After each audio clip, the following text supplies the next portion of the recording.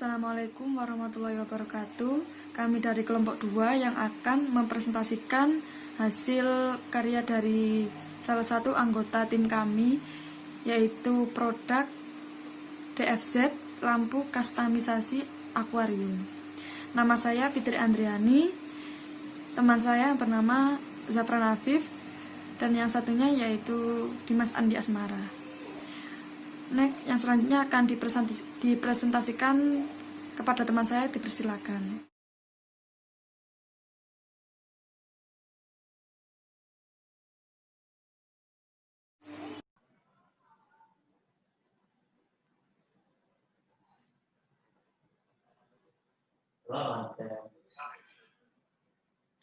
Assalamualaikum warahmatullahi wabarakatuh. Kenalkan, nama saya Zafran Afif dari kelompok Deposit Lamps. Kali ini saya ingin menjelaskan tentang pemilihan topik proyek kami. Mengapa kami memilih proyek lampu modifikasi? Sebab yang kami lihat di pasaran pabrikan, lampu aquascape, khususnya lampu untuk aquascape ini masih terlalu kaku dan juga perlu banyak perbaikan, sehingga memunculkan kami sebuah ide mengapa kami tidak membuat lampu yang lebih modern dan juga mudah diletakkan di mana saja, dan juga yang terakhir agar tumbuhan tanaman aqua yang ada di aquascape itu bisa cepat tumbuhnya, dan juga agar tidak boros dalam konsumsi listrik.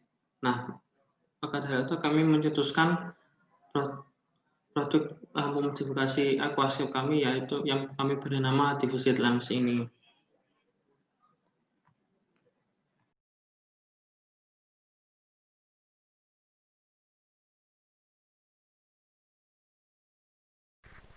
Untuk proses pemasaran yang kami lakukan adalah melalui grup komunitas yang ada pada Facebook. Untuk proses pemasarannya yaitu kami biasanya memposting pada grup atau komunitas di media sosial, terutama pada Facebook tersebut. Lalu konsumen memilih ukuran yang diinginkan. Lalu konsumen menunggu pengerjaan yang telah kami lakukan. Setelah selesai pengerjaan lalu diantar ke tempat konsumen atau diambil langsung oleh konsumen.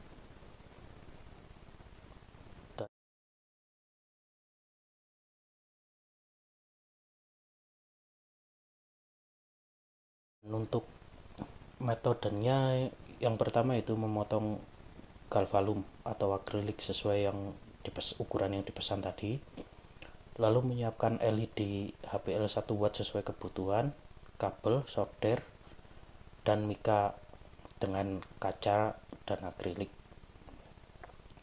Untuk selanjutnya itu merakit LED HPL di dalam potongan galvalum. Setelah selesai lalu tutup dengan kaca atau akrilik tadi. Lalu lampu akuarium sudah bisa digunakan. Untuk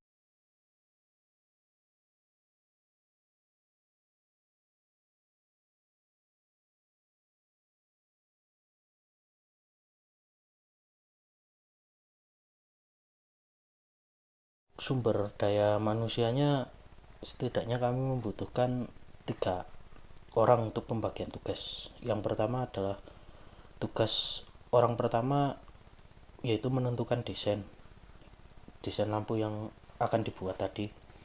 Misalkan kayak konsumennya mau lampu duduk atau digantung atau didudukan di sebelah atau di pinggir kaca, lalu memasarkan produk pada Facebook tadi dan menjadi penanggung jawab. Jadi kalau misalkan ada kerusakan lampu atau apa, bisa menghubungi orang pertama. Dan untuk tugas orang kedua yaitu merinci harga bahan yang dibutuhkan. Misalkan kayak merinci harganya tadi, misalkan LED HPL tadi, terus kaca akrilik dan galvalumnya tadi, terus lampu dan kabel dan colokan listriknya. Lalu tugas orang kedua yang itu menghitung keuntungan dan kerugiannya. dari penjualan yang tadi. Untuk tugas orang ketiga yaitu mengumpulkan bahan yang dibutuhkan. Jadi yang membeli itu orang ketiga tadi. Terus membuat desainnya sesuai dengan apa yang diinginkan orang pertama tadi, lalu merakit lampunya. Dan untuk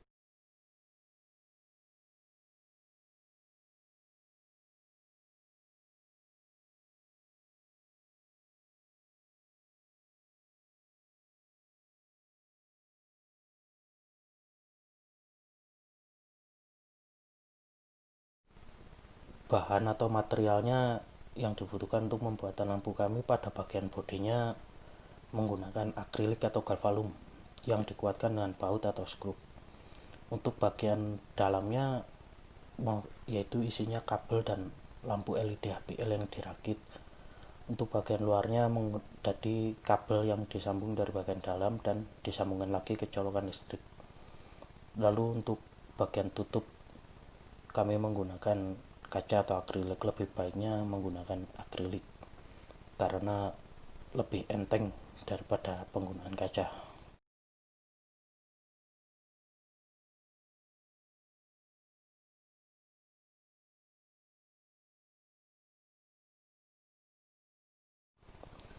Untuk peralatannya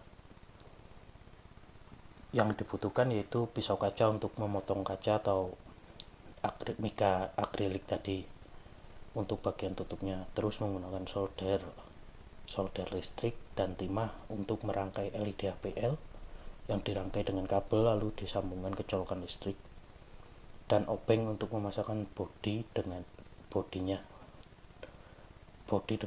agar lebih kuat.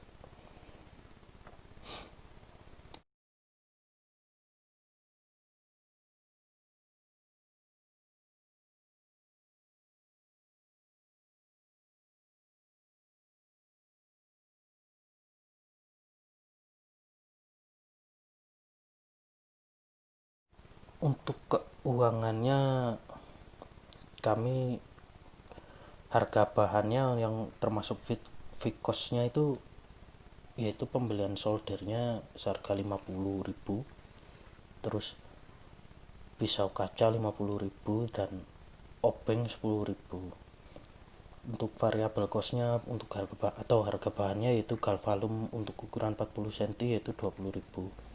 Terus kaca dan mikanya sesuai kebutuhan 10.000. Lalu ada kabel dan colokannya, pembeliannya kabel 2 meter dan satu colokan 10.000, dan LED HPL 24 biji dan adaptornya ada 96.000. Untuk biaya tenaga kerjanya 10.000 dan biaya overheadnya 10.000, dan kami menginginkan margin keuntungan 44.000. Lalu harga pokok produksi per unitnya habis 156.000 dan harga jualnya 200.000.